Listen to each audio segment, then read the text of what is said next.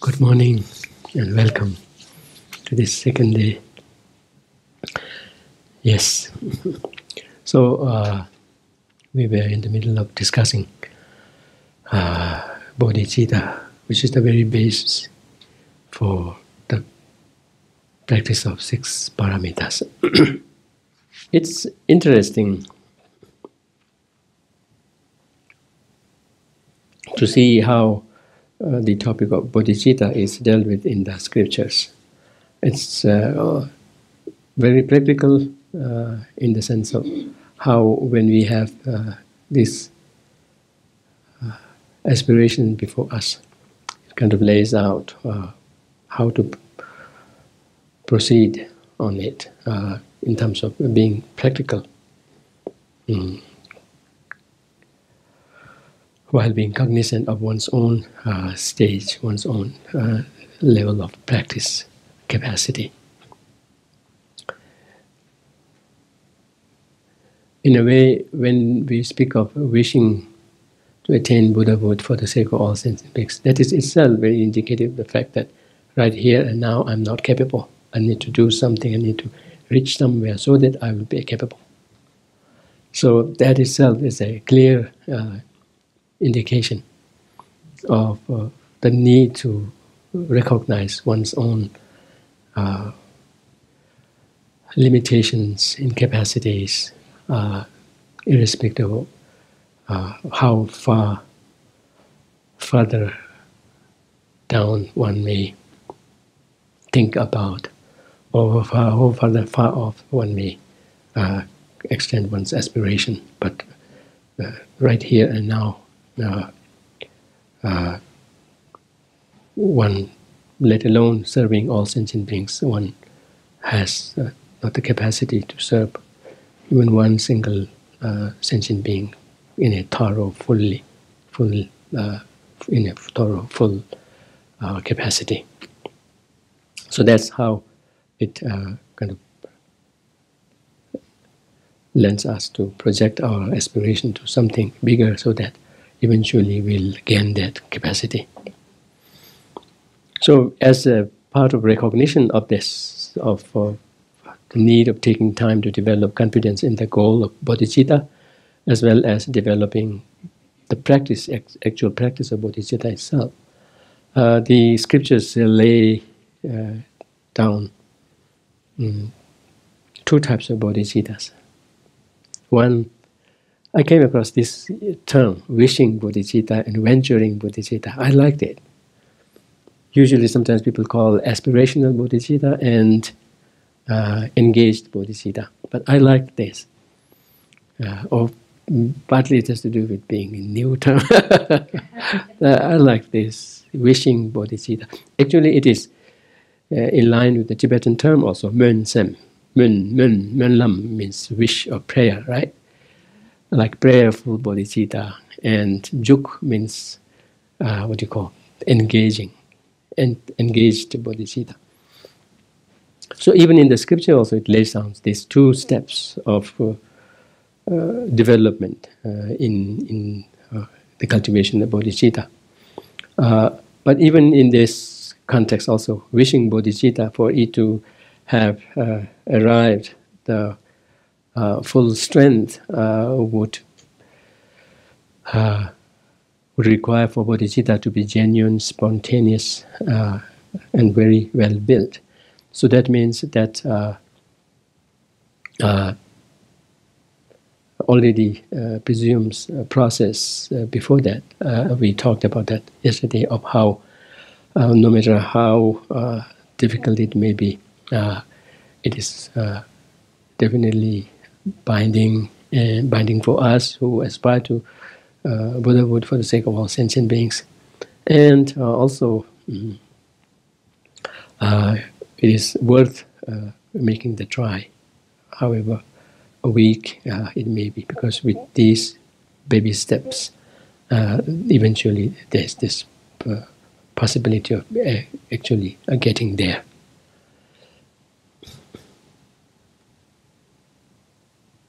So yes, bodhicitta can be gradually developed from just superficial idea to a very genuine motivation. And partly it has to be rooted through our own experience and through our own exploration of how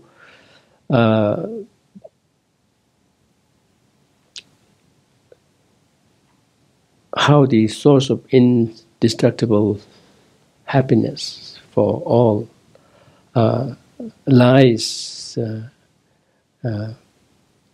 in the wisdom of thinking of others, and that that should be the core of our being, core of our existence. Be that on the level of restraining harm from everyone, or if at all we are capable,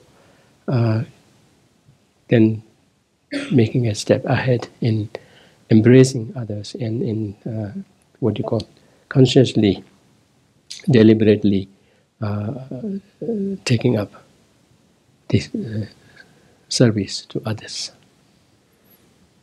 So, and between the two, one could see how the latter is the preferred one, and how the latter goes much further in really reaching out to all sentient beings, and that too in the most thorough and ultimate way possible. So, wishing bodhicitta, either it is wishing bodhicitta or venturing bodhicitta, for it to be a full-fledged bodhicitta, it has to be felt from the very depth of one's heart, and nor should that be any more reliant on contriving on it to come about, but rather have then developed into a spontaneous, genuine, spontaneous mindset, just as we have the sense of I, this spontaneous, right? Likewise, eventually that would have to be replaced by others. Right? So in the scripture, it is likened to a hungry person who is seeking food. There's no room for him or her to fake, right? Oh, I'm just faking to seek food. No, it's just, what do you say, gut wrenching? Yeah, it is just from the gut. It's just, there's no room for any faking. That's the seeking of food because of his condition.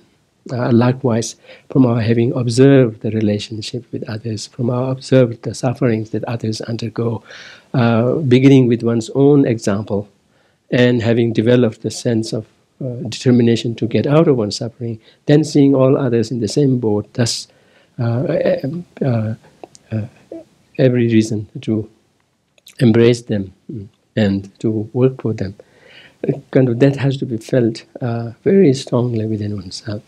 And the urge to do something grows from there, and then eventually, by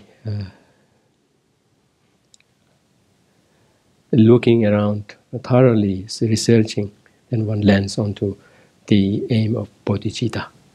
So that's how the feeling, the attitude, the wish for the Buddhahood should feel like at the time of having generated genuine bodhicitta, when one would have become bodhisattva in spirit and in letter, both.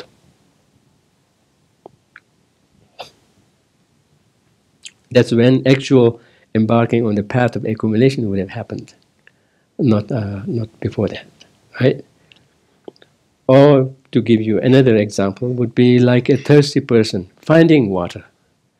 This is quite telling. Instead of saying seeking water, he says finding water. So somebody is very thirsty and looking for ways to quench it, and eventually finds water. It's like, yeah, that's it. That's how one has to feel about the goal of Buddhahood, to be the solution, to be the solution to one's thirst of doing something for others. That's how it should feel, and we can see how that would require time to develop into. And what it is at this level of bodhicitta, even though allowing that through training, through those trials and errors, stumbling down, falling down, rising up, and then eventually getting to kind of stabilize the bodhicitta to the level of now feeling in a very earnest way like this. One may still be lacking in the confidence of the practice, right? Lacking in confidence of what the practice should involve, and whether I'll be able to do this or not. So that's why in the scripture it says, turning the practices while being confident. The Tibetan term is tamcha,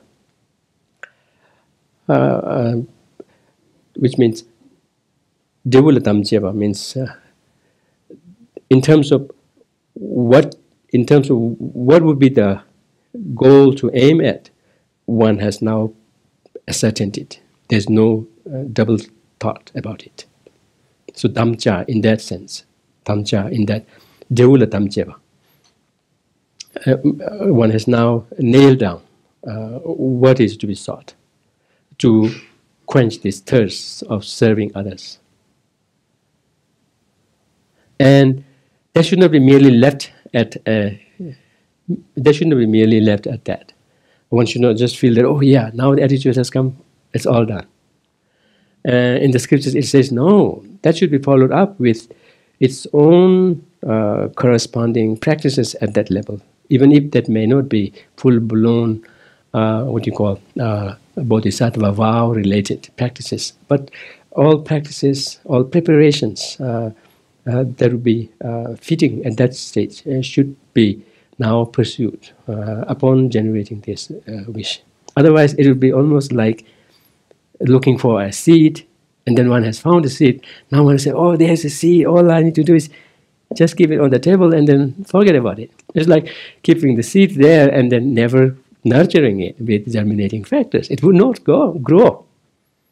So even at that stage, for this bodhicitta, at this very genuine, wishful level, for it to grow, to eventually move forward, to gain in its strength, to then take up the bodhisattva practices with obligation, with promise, with determination, of course, but with obligation, with promise, with pledge, would only be possible if one follows up with the pertinent practices at that level. It is likened to, and this is taken from George's Lamdun, where Georgie Pandey Atishas, I think it is Lamdun, the lamp of the path, where he makes this distinction between the two bodhicittas, wishing bodhicitta and venturing bodhicitta, by using this analogy of someone who has made up his mind to go on a business trip but not yet embarked on it. What would such a person would do? Saying, oh yes, I'm going to go to a business trip, and then just stay and make no preparations, no research like what it involves, what are the paraphernalia required. One would, if one is serious, one would now begin to gather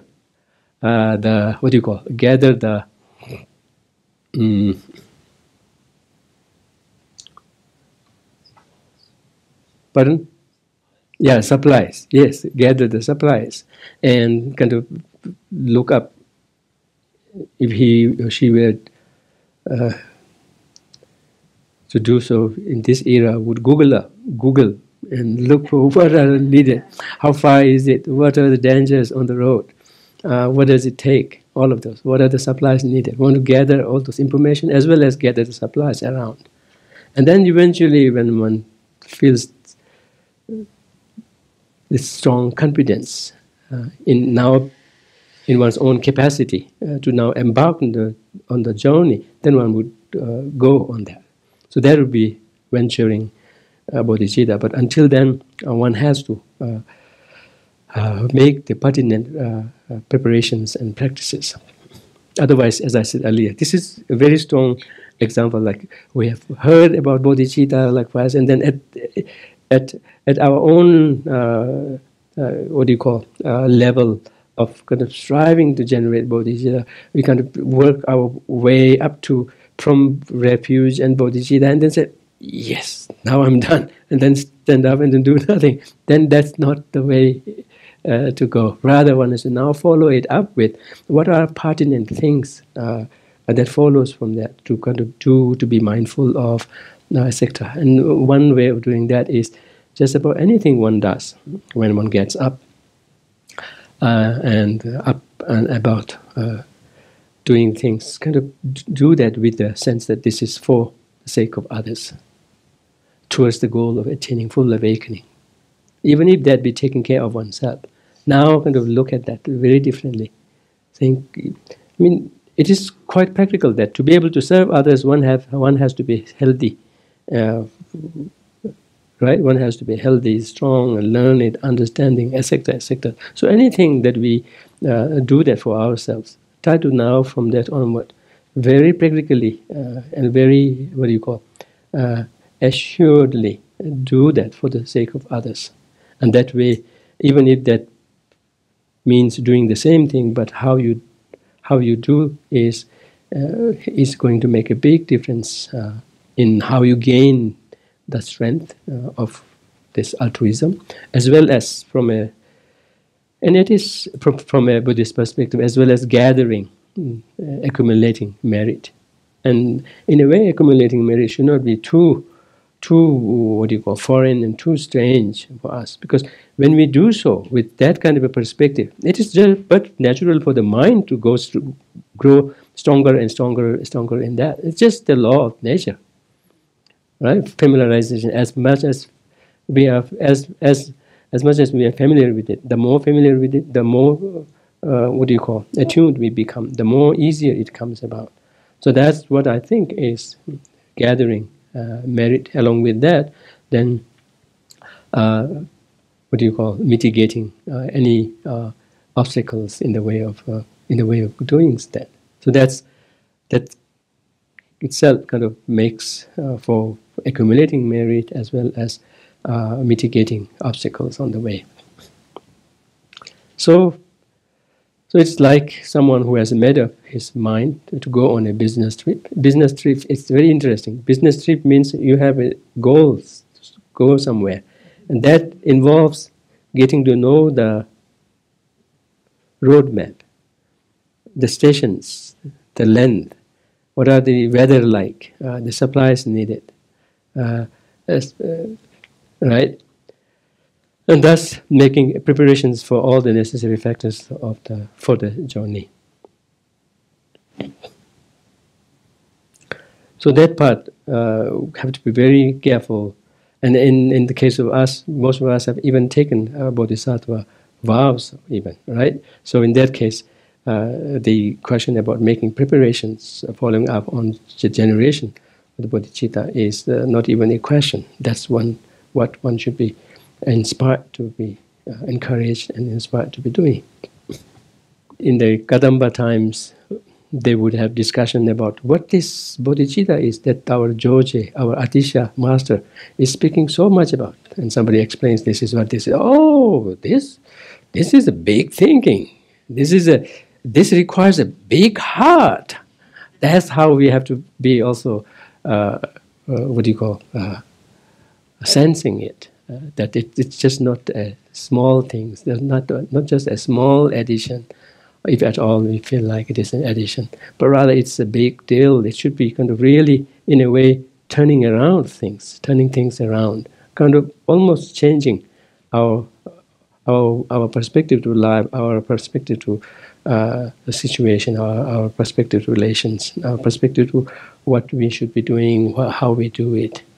So in a way, kind of complete shift in the outlook, a complete shift in the perspective that is then brought about to touch everything that we do from that time onward. And for that, the preparable thing would be the preferable thing would be not to go somewhere and then move, not to go, say, suppose the goal is there and you could take a straight line there, but you say, okay, for the time being, I'll go this way to the east, and then from there, I'll go there, right? Unless that is necessary, unless that's what's necessary for you. I mean, it would be very sensible to go the straight line and then get there faster. So likewise, unless it is necessary, it would be good not to make that stop over. And you know that, right? Yeah, not unless there is a major road construction going on. Don't detour. But as I said, unless you have a reason for that, unless you see that that's the only thing I can do, I just can't take the straight road, then what else can we do? That's the best option, right? Otherwise, be mindful to kind of go about this highway. That will be easier and quicker.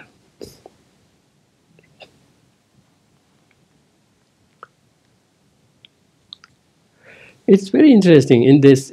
Basically, I should share where I'm drawing these inspirations of analogies, metaphors. It is from Geshe Potowa's text. His text called Pechu, right? You sometimes translate it as example scripture. I want to call it, to sound little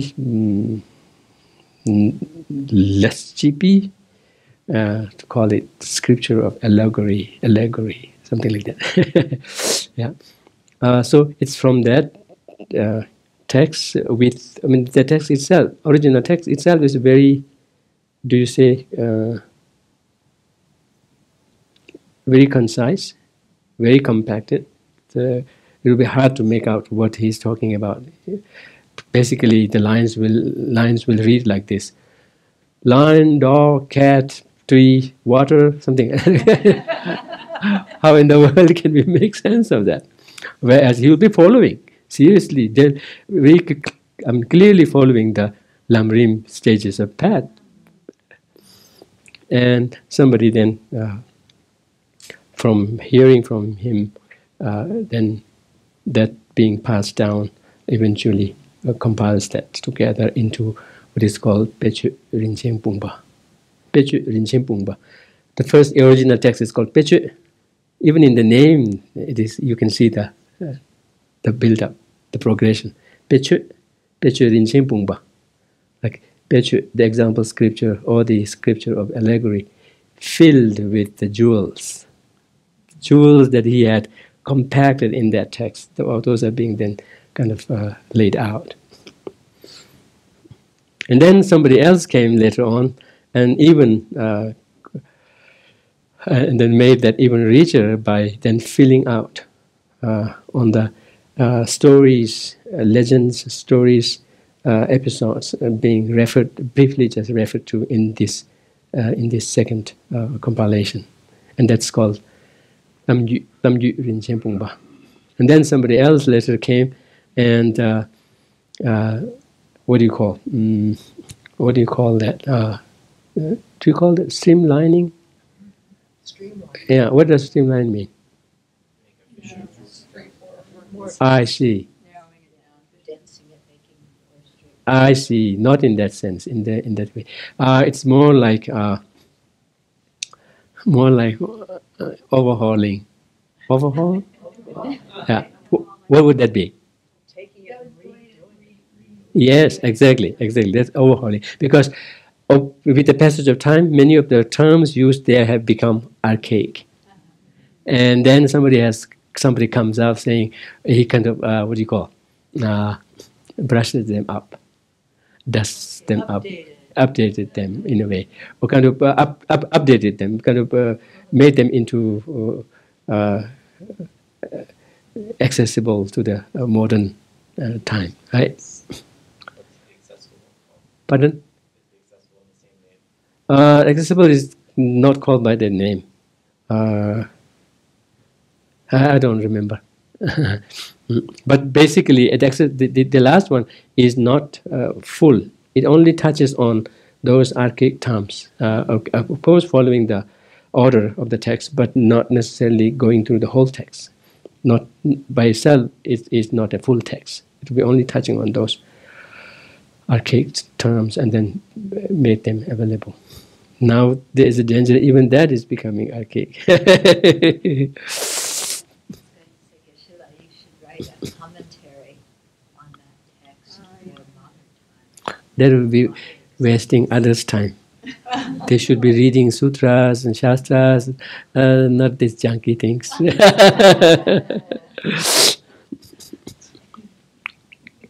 But yeah, it would be good to every once in a while kind of say, oh, this is what I found, and this is what it means, etc., etc. Sharing that, right? By way of sharing, by way of... yeah, I think that's a very good idea.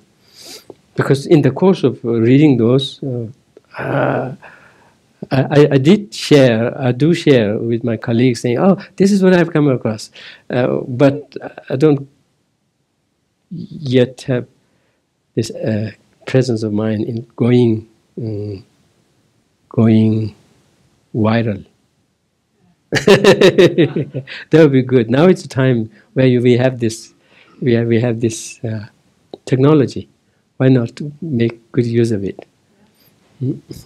For that, I have to first reactivate my Facebook account. It has been over several years now. Maybe a couple of years, or maybe a little over a year since I deactivated. I went into retreat.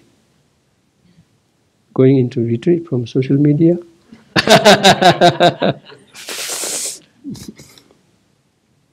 Yeah, but I see how that doesn't necessarily have to be always a bad thing. It can be used for good, right? It requires a special strength of mindfulness and sense of direction, not indulgence.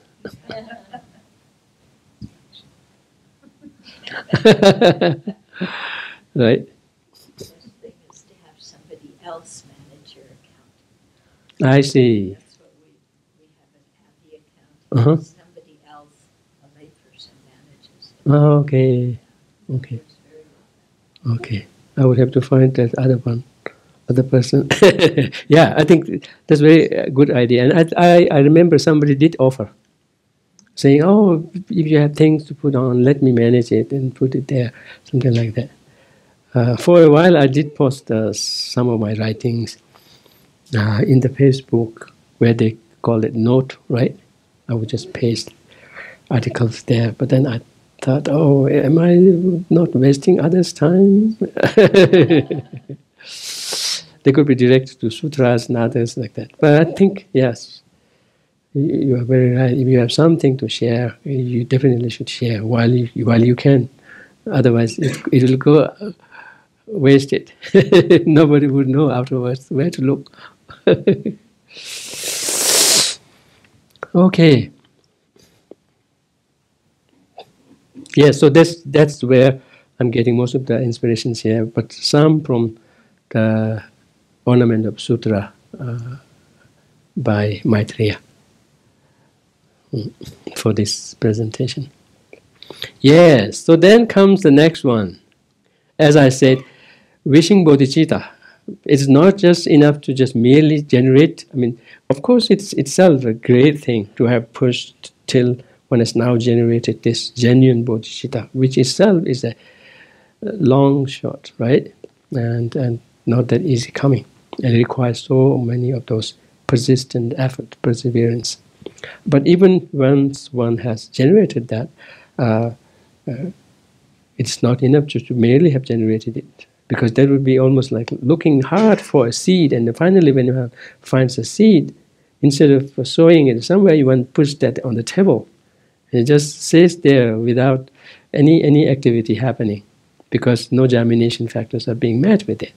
So one has to meet that with germination factors so that it even grows stronger and stronger and stronger. Because it, even after having generated it spontaneously, it still has room and need for further growth to then eventually pick up that momentum to kind of feel ready to take up the actual practices of the paramita with a binding pledge to do so until one realizes the goal. So, oh yes, so that's what relates to the questions the Venerable asked yesterday as to what are the means by which one could remember bodhicitta the next life, right? And I think we can scroll the whole thing. No. Yeah, the whole thing, yes. So it's it says that even the wishing bodhicitta has so many guidelines and practices, suggested practices that come along with that. But to make them into a, manageable group, it can be managed into these 5 guidelines of wishing bodhicitta. Wishing the practices to be cultivated, to be deliberately focused on while one is at the stage of wishing bodhicitta. And there you will see the distinction here. I saw this in one of Ketubje's texts called Tupten Chitor, which is which, if I were to translate, would be dusting off the Buddha's teaching. So where he takes up primarily Vinaya-related and ethics-related topics, which were misunderstood at that time, and he provides clarification by bringing in scriptural authorities as well as his strength of reasonings in doing so. There he makes this distinction. He divides this same almost word to word guideline into 2. One as a means of strengthening the bodhicitta in this life, the other to be able to remember it in the next life. So the first 3 and the last one, they belong to one group of how to train in, so that it will help in strengthening the bodhicitta in this life, so that one would keep it from losing. Whereas the 4th one, training in abandoning the 4 negative dharmas and upholding the 4 positive dharmas. That's a set of 2 fours, and basically they are mirror image of each other. So one approach from point of view of abandoning, and one from the point of view of being adopted. So that's the so that falls within the guidelines of wishing bodhicitta, be that in terms of making it stronger in this life and keep it from weakening in this life, and in terms of retaining it and being able to remember it, recall it, remember it in the next life and beyond, is the 4th one. So the 4th one I'm expanding on the following slides, but the remaining 4 we can look at here. Cultivate the habit of dwelling on the benefits of bodhicitta. Keep on taking a time out in dwelling on the benefits of that, kind of so that one generates a sense of joy and delight in what one has in a way embarked on in generating what one has generated.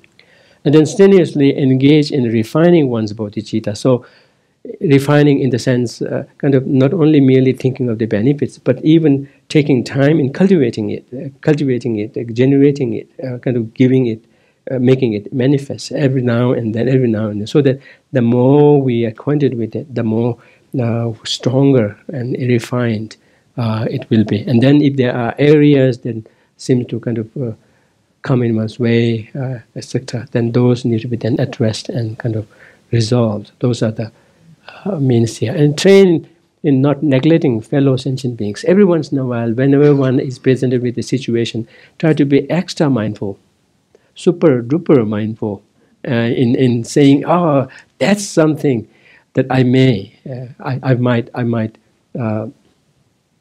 might slip into, forgetfully slip into abandoning them, forgetfully slip into neglecting them." Just kind of be extra careful in kind of saying, like, this is a precious object that I have in front of me, irrespective of how they do. That's all deserving of every care, every love, every appreciation, respect, by gathering the strength of one's own reflections, explorations, experiences, contemplations. All of those kind of let them pull in that occasion, particularly when it is a demanding situation.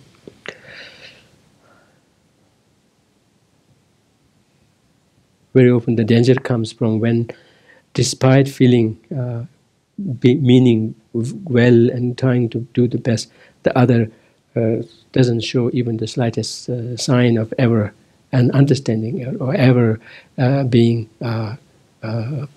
ever calming down, and ever being understanding. So that's when the challenge comes. Sometimes we think, oh, if this is the case with one sentient being, what would it be dealing with 110 or 100 and 1,000? Oh, I better give up. So it's like something like that. So those are to be reminded of, and then feel even more energized to kind of confront those situations in a befitting bodhicitta, bodhisattva befitting way. And then the last one is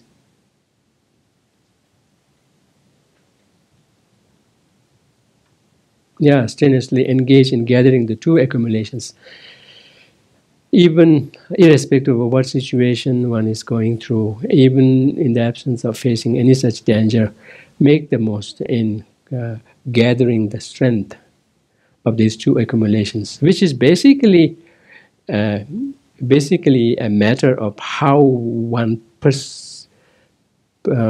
approaches situations, not necessarily in what one does in a large scale. If that's what one has the opportunity for, definitely go for it. But the main thing to always remember is the mindset, the approach, the mentality. That has to be very, cautiously guarded. For a bodhisattva, the one thing that's that they are super duper cautious about is this sneaking, sly, self-centered attitude. It could just sneak its way into our mind with so many different forms, with so many different appearances. So that needs to be guarded, and the quality of job that one does depends on the other practices of always reminding oneself the benefits of the bodhicitta, taking time in refining it, like that. And then, so that's what, it is quite apparent, right? If one does that, then the bodhicitta one has generated would really be stronger, grow stronger and stronger, would have no choice but grow stronger and stronger, and would keep it from becoming weak or even losing it. But in terms of gaining the strength even further to hopefully recall that in the next lifetime, irrespective of where one may be born, and that the mere mention or mere slight sight of something could just click and say, yes, this happens. Just think of what we ourselves have gone through. There are people, very strange, who may be born somewhere totally out of touch, but kind of something, just small thing could just click and they say, it's like this is the world that I've been so familiar with. This is the world that I want to go. I mean, there's not a slight doubt in terms of what one wants to do.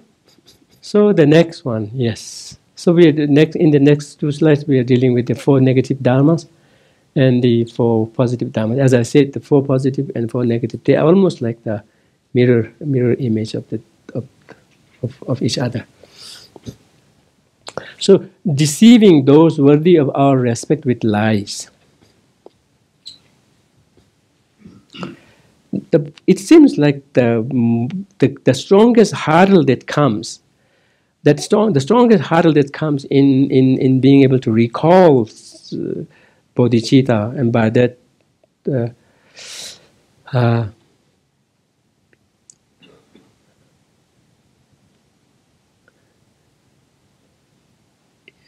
and by that, by extension, recalling love and compassion, etc. The strongest hurdle seems to be our just what do you call unrestrained unrestrained allowance, unrestrained habit of deceiving others, deception. Just feeling so readily kind of okay with deceiving others seems to be the worst hurdle, and particularly in relation to beings worthy of our respect, not on account of what they possess and what position they are in, but more in respect of who they are in terms of their mentality, who they are in terms of their sense of care, who they are in terms of their practices, more in the sense of a spiritual education, spiritual growth. So in general, being so easygoing with deceiving, and in particular with respect to those worthy of our respect, would be one of the 4 negative dharmas. Another one is causing others to regret unwarrantedly their virtuous action, which they themselves didn't regret previously. We sometimes do that, right? We are ourselves very stingy, ourselves very jealous, whatnot, and somebody is light-hearted, generous, etc. We not only keep our own stinginess, our own jealousy, etc., but even kind of go forward in stopping others from being generous, from being appreciative, like that. So here, when one sees somebody doing good action, virtuous actions, whatnot, one should particularly take care of not being a hurdle in them, not ever making them to regret over that. Train to rejoice in them, even if oneself is not capable of doing so. But whoever does it, do train in rejoicing in them. So, and then the third one is intentionally criticizing, right? Intentionally criticizing out of hatred someone who has entered the great vehicle, which means someone who has embarked on the bodhisattva's path. If we intentionally criticize them, and that too out of hatred, that is counted as one of the dire negative dharma. And then the last one is deceitfully minimize one's negative qualities and exaggerate one's positive qualities, which means kind of indulging in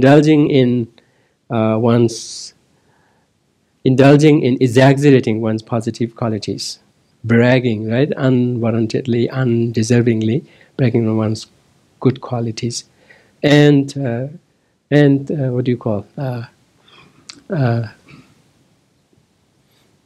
either dismissing or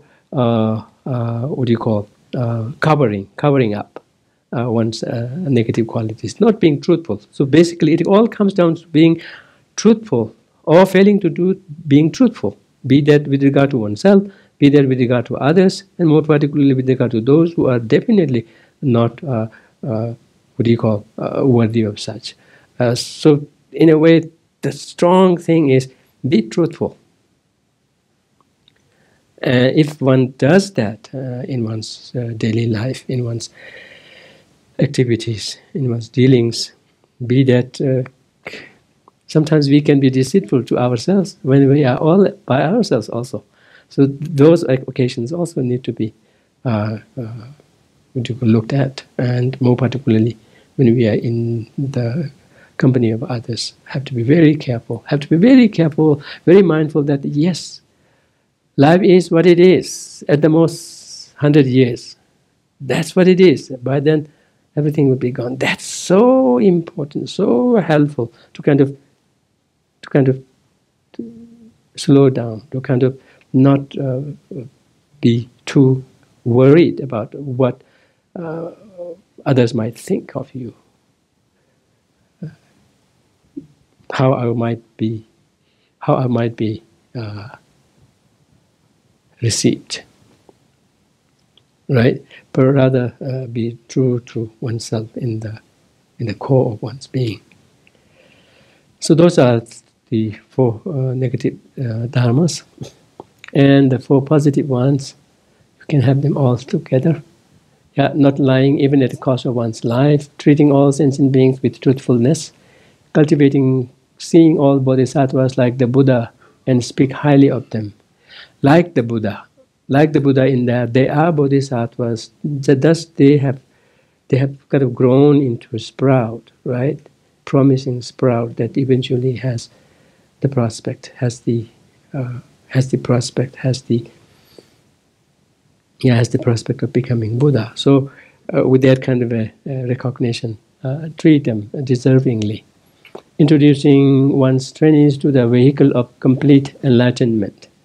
Unless and until that's not going to work at all, one's one's preference and one's main direction should be towards leading them on the path of bodhisattva's ideal. In a way, without any inkling, we kind of talk them out of embarking on the Mahayana path. That would be totally unbecoming here.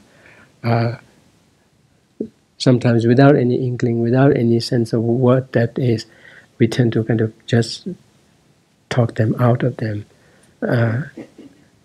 etc. So that's not one should be doing. Rather, one should be encouraging in being big-hearted, in being embracing of others, and if possible, embracing others with this clear direction of what to aim for or what to work for, which has the most guaranteed way of being of service to all sentient beings in the ultimate, and then in between even. So that's the answer to your question, right? Yes. So basically, even in the scripture also it says basically it is training in love, compassion, bodhicitta, and let them touch just about anything one does. Let them touch just about anything one does, be that walking, speaking, writing, thinking, conversing, planning, whatever it may be. Kind of gear them towards that purpose through one's mind. And that kind of makes one's more, accustomed to it. Then the more accustomed to it, the more the mind becomes attuned to it. It's just but natural for it to be awakened with a slight conditioning met. And in particular, take precaution against the 4 negative dharmas. The first 2 bullets are very similar. Mm-hmm. Can you clarify why you have them separated like that? Okay. We have tried to summarize it. Not that I anticipated this, but I have come prepared with this question. Luckily. So that way we can, in a way, it is amazing. Here we, for the sake of brevity, for the sake of convenience of looking at, we have kind of condensed it. But in two different texts that I saw, it's almost like word to word same. So I'm working on a translation of His Venerable. I'm doing something. So I'm working on a translation of Kitubje's dusting off of the Buddha's Dharma. Dusting off. Can we say that? Yeah. Dusting off, right? Isn't that? Yeah, off. Dusting off. Dusting off. Okay. Yes. Actually, that's the best I got to translate the Tibetan title. But I have to look at how else I could do that. Chitor is cleaning up. Right? So is cleaning up good? Dusting off is okay? Okay. So you were asking about the four positivities. It says this: the four positive dharmas are just the opposite of the four negative dharmas. That is, not resorting to telling lies, even at the cost of one's life, in the presence of any sentient being. That's one. Second is treating all sentient beings with truthfulness, which is not with deceit and pretension. Pardon? Yes. Well, in the second one, treating sentient beings with truthfulness, it makes me think of transparency. So one is not actively telling what you know not to be the truth. Mm-hmm. But then the second one it's going further to say, and be transparent, about, because we can not lie, but we can also hide what is true. So the second one is more like, to me, it sounds more like being transparent. I think that seems to be the case, because here the emphasis is in the second one about being truthful. It says treating all sentient beings with truthfulness, not with deceit and pretension. The term deceit and pretension we are using here may not convey the same. May not convey the import, the meaning right away. But what it is you, where we either hide or mitigate our weaknesses. So with no transparency, or we blow up our positivities. So you. So that's what it is. So dealing with sentient beings, not under the influence of either of these, but rather being truthful. And the other may be deliberately telling lie. So that seems to be the case. Yeah. That almost sounds like if we dislike somebody, we should tell them, "I don't like you." Otherwise, we're hiding it. I see.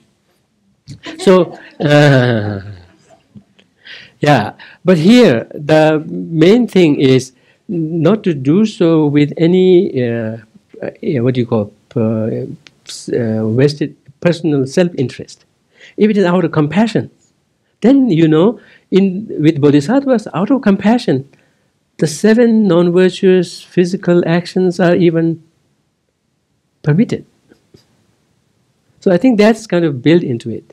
We make sure that the self-interest doesn't sneak in these forms.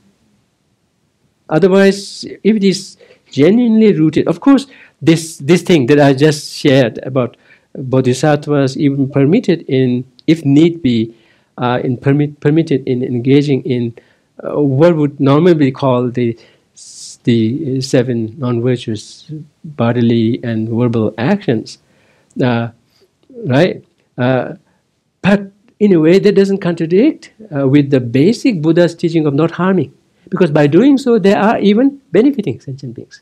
So outwardly it would look like contradictory to what they should be doing, but in essence, that is still sticking to this very basic foundation of the teaching, never harm.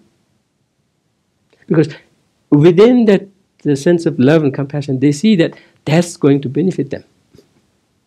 And again, this has been very clearly emphasized that this is something that the bodhisattvas at high levels have business with. No others have any business with this. It says very clearly. And by high level bodhisattvas, they mean from the path of seeing onward.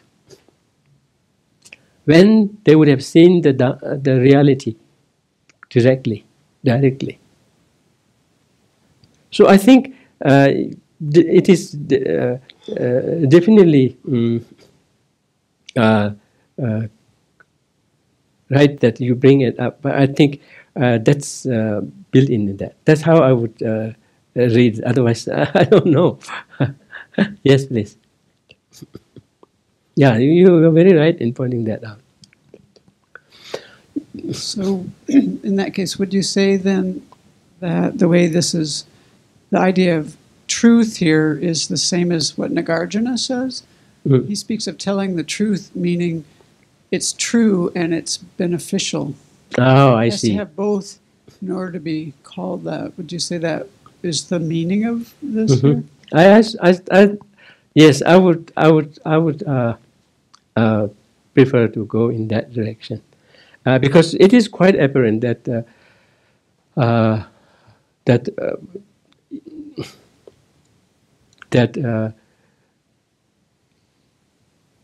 being compassionate to others in a genuine sense would entail not necessarily always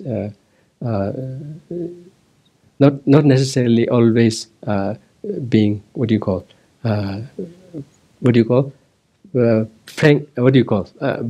blindly or bluntly a blind. Pardon? Yes, brutally honest. Yes. And this is quite apparent even in Buddha's own teachings. The whole corpus of Buddha's teaching called Demgong. The only term that I can resort to here is interpretive teachings, but within that there is Gong, Demgong. Gong, Demgong. There are different ways that Buddha taught, that of which the samples are given. Eight skewed way of teaching, including one where Buddha said to Ajatashatru, right? That after he killed his father and was very remorseful to the point of really committing suicide, Buddha said, fathers and mothers are to be killed. What are you talking about? These are to be killed and you killed them. That's how Buddha literally sounded at that point, and that's what calmed him down. And later he asked, did you really mean this? No, what I meant by father is ignorance. What I meant by mother is...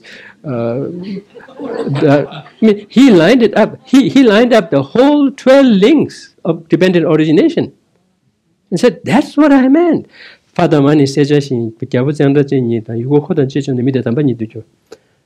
and mother are to be killed. In those times, kings didn't have electric fan. They would have people standing around and waving fan, right? So they are called the cleaners. Maybe cleaning the king of the flies. The king, together with the cleaners on the sides, even the entire populace, are to be killed. And who does that is great. Hero. In a way one could. That's how he taught him. That was the right way to conveying him. That was the thing that would have suited him. Hearing that from Buddha would have made the world of difference. And from Buddha, all he heard was this. That was the right dose, right quoting at that time. Right? So that was truthful in that sense, right? Truthful. It was very truthful. It really meant what it is. except that was skillful. And likewise, there are several such teachings where Buddha says, "Nyingbu mela nyingbuta." Take essence in the essenceless things. Yangda mela yangdata. That which is not great, think those things as great. That was startlingly right thing to be taught in a certain situation where people were valuing trivial things. Those were the most valued things. And they said, "Oh, what is of value? Think them as not the least value. What is of like that?" And that was perfect. So likewise, there are. This is one area that I wanted to do research into, the Buddha's teaching of how there's this systematic way of understanding the definitive teachings and the specific locations in situations that he taught them. So you mentioned that bodhisattvas sometimes they break precepts, but with the motivation of compassion. So with all the No. I didn't say they break precept. They commit non-virtues. What would be seen as non-virtues, but not necessarily non-virtues. Well, yes, okay. Then please proceed further. So with all the scandals coming out recently in Buddhism, and teachers acting, unethically or appearing to be unethical, but then you have stories about like Milarepa and his teacher, how he abused him. How can you tell the difference between when a teacher is using skillful means and when they're actually being abusive? How could you determine their motivation? I cannot tell. But the land of the law has to do with what it does, and that they have to be subject to it. And if the teachers really mean it, they should be ready to go through that, or even without even the slightest reservation. But we cannot tell, and it is totally right, I think, for the land of the law to kind of subject it to the way it does it, and then teachers have to be even willing to. If they really abuse their power and position, then that's what they have to suffer. And they would suffer if they perceived it in that negative way, then they wouldn't be even able to withstand and withstand, and they will not be able to withstand that also. They will suffer. And that's a great teaching for themselves to work on. Yeah. But in terms of other people being able to tell, it would be only possible for someone who could see through the motivations of others to be able to tell decisively. Like from the student's point of view, I mean, if Milarepa had said, "This guy is abusing me," and left, he wouldn't have progressed. So it's really, for a student, it's important to be able to distinguish when the teacher's appearing to be harsh using skillful means, and they are not being ethical or being abusive. So are there any guidelines for how to... It was also clear to Milarepa that Marpa had extraordinary qualities, that he wasn't just some jerk who was taking advantage of him and wanted him to carry rocks all day. So, you have to look at the whole thing that the person is doing. Yeah. And if the rest of their actions do not appear so wise, that can... you take that into consideration.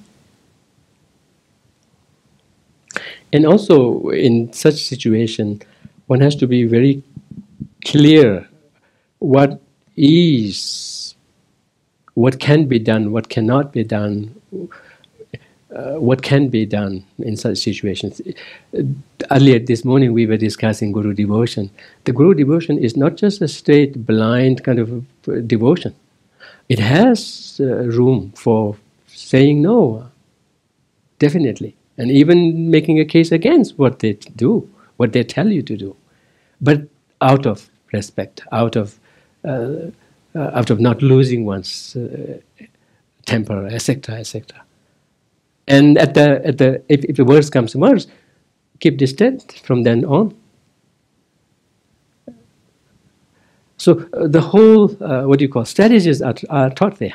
So there's this need of kind of really going through that, right? And teachers should also kind of let students know, and particularly this question comes when tantric practice, Vajrayana practice comes in.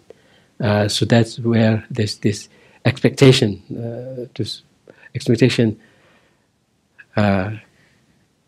on the part of the students to be able to see the teachers in the form of the Buddha, and the teachers also kind of maybe acting like a Buddha. I don't know, but at the same time, it is very clearly laid out in the teachings in terms of how to maintain a healthy relationship. It's never a case of just what do you call yes at all. Yes, yes. About breaking precept. That's the important thing that you brought up. In the case of bodhisattvas, if they come across such situation where it is in the benefit, out of their full compassion, of course, it says that such permission is only applicable to those at higher level, advanced level, and that is pointing to the path of seeing and beyond, which is Arya beings who have seen reality directly. So much so that at that point, they could just do anything and yet get everything touched by their compassion and love, etc., and also touched with their what do you call, integrated with their wisdom. So in a way, everything touched would have a bigger purpose behind that.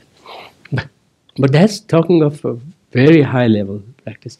And even for them also, when they confront such situation of engaging in any of those 7 non-virtuous actions, the first 3, except for of the 4 main route, out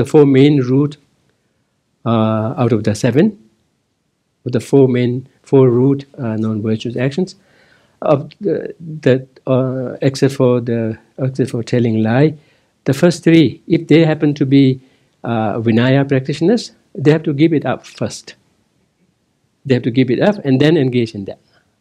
It's not a case of breaking the Vinaya vow that they have. And then the Bodhisattva vow itself allows for that, if that's what's warranting the situation, and given that they have that level of achievement. Yeah, and then basically I was saying the main thing to import is basically all of these things ideally should be driven by genuine love and compassion, conjoined with a clear insight of what this is leading into, and thus never separated from compassion, never separated from concern about others' well-being, not at all abusing, taking advantage, or not at all indulging in one's own selfish interests. That's how even seeing them doing such a drastically different thing would still be rooted in the basic criteria of dharma, anything to be counted as dharma, which is not harm, if possible, help. So that's how they can keep from separating it from dharma. If that's compromise, that's not dharma, whoever does it. But that's what actually happened would be not that easy unless they themselves admit, which some of them did admit. If they don't admit, it is very difficult to really see what their motivation is. I don't know how reliable that lie detectors are. I want to really test that on myself. And then consistently, not 1 shot, 2 shot, right? These are not one-off thing. Right? And then see how reliable they are.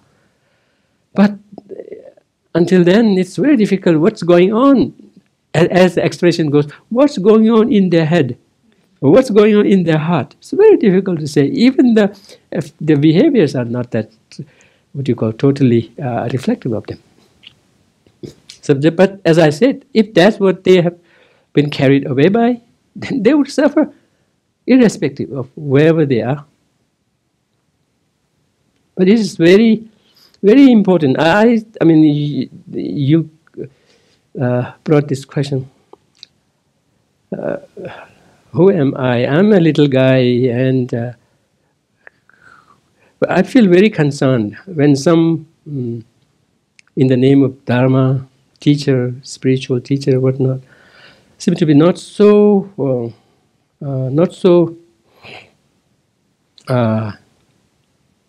concerned, not so concerned about how they are presenting themselves to others. Sometimes almost presenting like, yes, being biased is good. Sometimes like saying, yes, my Dharma is the best, which means others are not.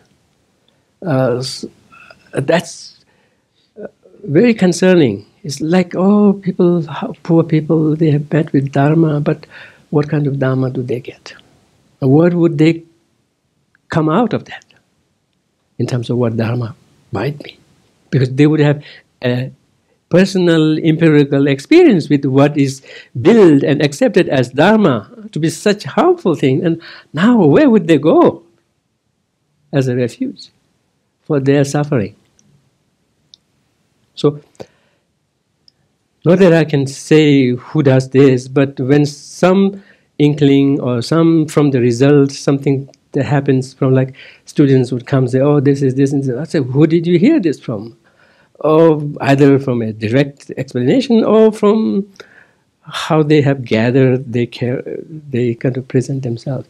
And that's very sad. So people need to be aware. That's why His Holiness emphasizes, don't rush into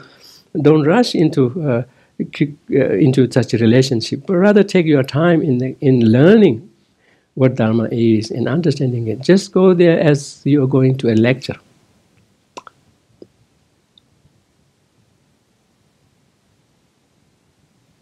Yeah, this is really concerning. How some would say, oh, this is this, this is that. Okay, I will not go through that. Oh, except this is that, this is that. But that's very concerning. I feel very, very concerned. It's like, oh, sometimes they may not be just. Sometimes it may be the fault of the students themselves because they are so steeped in the scriptures. It says, okay, should I see here?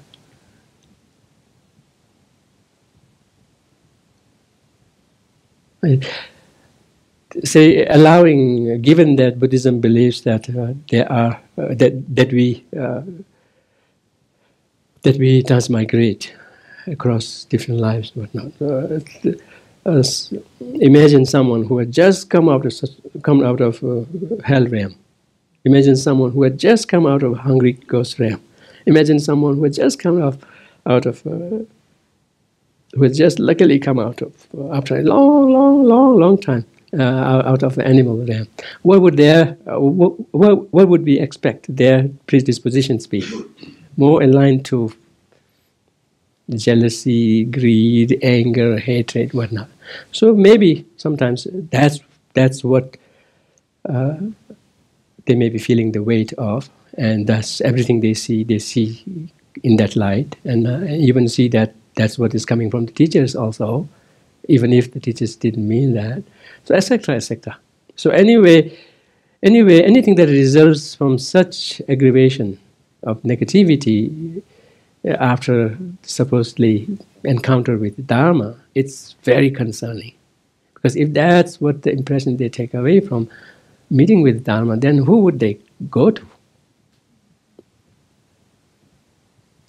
So in this regard, the practitioners have extra special, duty and obligation to be really mindful that such things do not come across. So then the next one is venturing bodhicitta. Let me share one story here. There's an interesting story. So this guideline earlier about being always mindful of the benefits of the bodhicitta, and what was that? Right? Always dwelling on the benefits of bodhicitta and strenuously engaging in refining one's bodhicitta, training not to neglect beings, kind of always being on the alert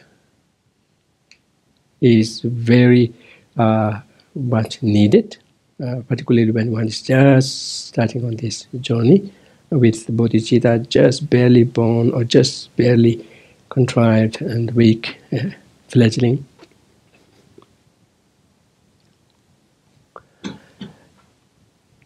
During such stage, one has to be extra careful when one is confronting a challenging situation. There's every chance of losing out on one's bodhicitta and be reverting just within a moment, reverting back to the same old before Dharma meeting guy in full-blown face. Here it gives an example. Suppose there is a monkey mother. It holds two babies. One is grown up. It puts on back, and one is very young. He holds in his hands that he cherishes so much. That's just born. It's like just born bodhicitta. Really cherish it. One still keeps the old self-cherishing attitude here. And then that monkey ventures out into the field to eat the crops. The owner is so disturbed. Let me give it a lesson today. So he digs a pit within which he hides to ambush them. So when the mother comes again in the same way, like, my bodhicitta just grown, right? Yes, you stay here still, yeah, right? And it goes, unexpectedly this situation happens. The person kind of rises up and kind of tries to get it. In frenzy, it loses the child in the hand. Goes up into the tree and then end up finding the self-cherishing attitude with you intact, but having already lost the bodhicitta like baby. In frenzy, it just lost it. That could very well happen with us. When ambushing-like situations happen. I guess the Abbey is right now going through such situation, have to be very careful not to lose. And then in our own personal situations of this could happen.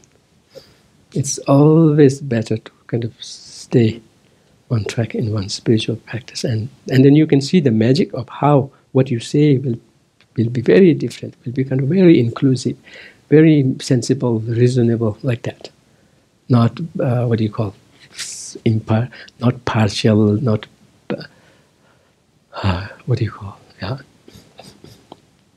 I had experience of that at Varanasi. That was very stark example of how we would have otherwise proceeded with something that we thought was worth proceeding, but if we had done so with a sense of being looked down upon, being kind of taken advantage of, and raging, what would have come out of that would be very different. All of a sudden, somebody jumped in and said, no, this is not how we should do.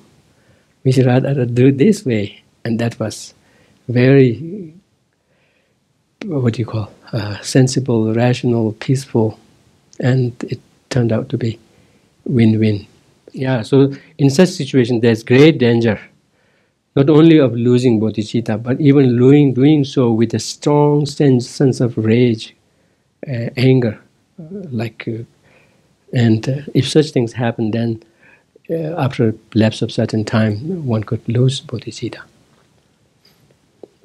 Although in the case of bodhicitta, you want to revive it, one can do so for as many times as one wanted, unlike in the Vinaya precepts. But still, not breaking leg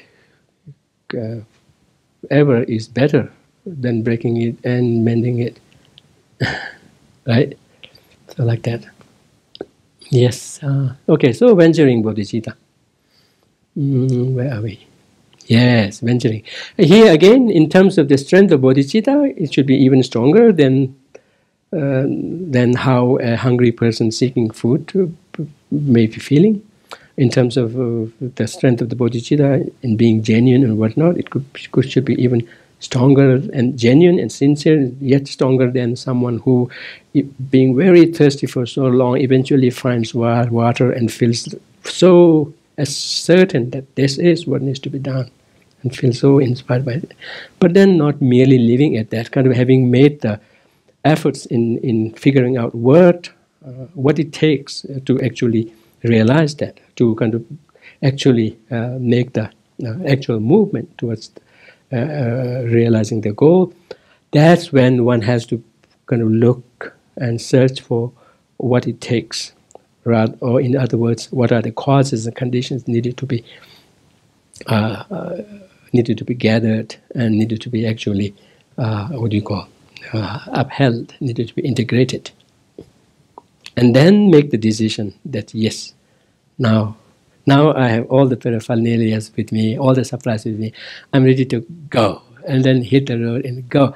And with every step you get closer and closer to the business destination. But in the meantime also don't forget, if there are people who wants to buy your product and wants to listen, don't give them a blind eye, but rather listen to them and then do business on the way also, and then keep on moving until you reach there.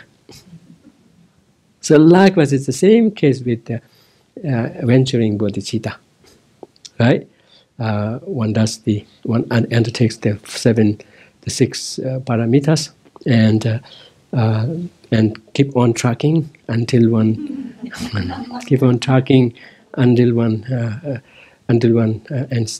reaches the business camp, right? But at the same time, in the meantime, also be very realistic and very responsive to the occasions that occurs. Like whoever is interested, to give away your flyers and say, "This is what is happening. Come join me," etc., etc. Likewise, it's the same case one should be doing once one has hit the road of actually embarking on the path of having taken the bodhisattva vow and undertaking the interesting. It's very interesting what it takes in terms of practice. It can be summed into the 3 moralities: moral, ethical conduct. That even seems to be more comprehensive than the 6 paramitas. 6 paramitas, if one were to kind of map the 6 paramitas onto the 3 morality, the 6 paramitas come into the gathering the positivity.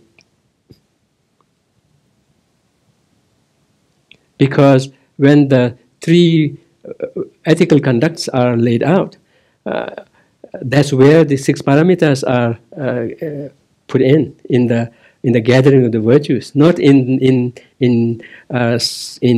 undertaking the service of others. That they come up with even another list of 11, 12 ways of serving sentient beings, and they list the practice of 6 paramitas into gathering the virtues, and then the first and foremost important primary foundation for the ethical conduct is the ethical conduct, the ethic of restraint, right?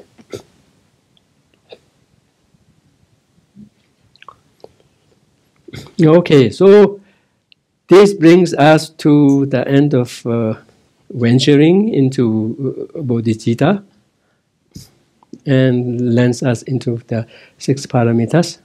Yes, let's sit here. That's what I said was coming yesterday. Some of you can read Tibetan, right? Chang chup sempe chimbani, machak michak chakpame, chakpa nichang mainte, machak michak chakpame. And you can, those who can't read Tibetan, the English phonetic is given on the side, right? And then the later stanza is the translation. So this is taken from Maitreya's Ornament of Sutras, where he takes this time in really going through each of the paramitas in a similar way.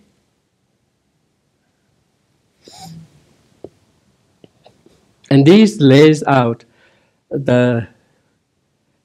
lays out a very clear picture of how a bodhisattva practice of these paramitas basically should be.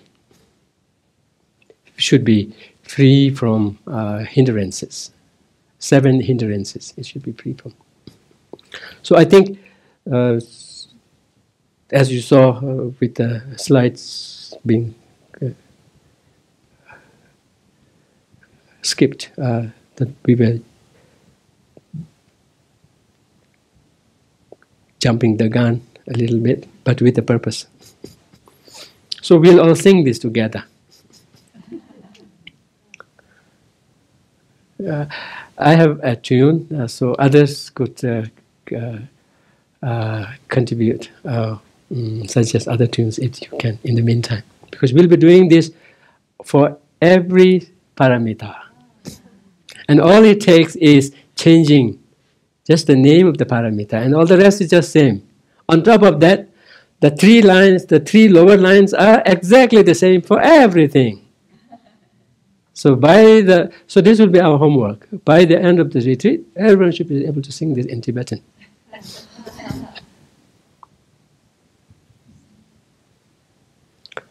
So, Chanchu sembe jimbani ma cha mi cha chakpa me chakpa ni kya ma yin te ma cha mi cha chakpa me. That's it. So easy. And how it translates to in Tibet, in English is, I have seen another translation that would be good to share. What it says, Bodhisattva's generosity is not attached, not attached, not attached, not attached, not attached, not attached, not attached. Somebody has done that and has done a book, and has done a book even. I said, no, that's not what he's fitting in Tibetan. It doesn't say machak, machak, machak, machak, machak. It doesn't say. Right? By the way, chak means attached. And in Tibetan, it doesn't say Chanchu sembe jimbani machak, machak, machak. Machak, machak, machak. It doesn't say that, right? If it had said that, then that would be how it could be translated into Tibetan, into English. So definitely chak means attached, and machak means not attached. But in Tibetan, ma, mi, mai, these are all negative. So let's once again say this, and I'll propose another translation, which I like, which I think is cool.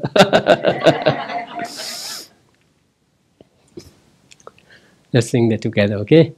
Chanchu sembe jimbani ma cha mi cha cha pa me cha pa ni kya ma yin te ma cha mi cha cha pa me. Yeah, the last one is very good. Ma cha mi cha cha pa me. That's very good. Let me conduct it. Okay, let me share my another which I think is cool. I say instead of using attachment, I say stickiness. I say, where is it? Okay, Bodhisattva's generosity is not stuck, unstuck, never stuck. It is not at all stuck. Not stuck, unstuck, never stuck. Ah, that's good. I like that. Basically, attached is being stuck. Stickiness, like you're stuck there, right? So I like this. Bodhisattva's generosity is not stuck, unstuck, never stuck. It is not at all stuck, not stuck, unstuck, never stuck. So let's not be stuck here. And move on to the next one. Let's stop here.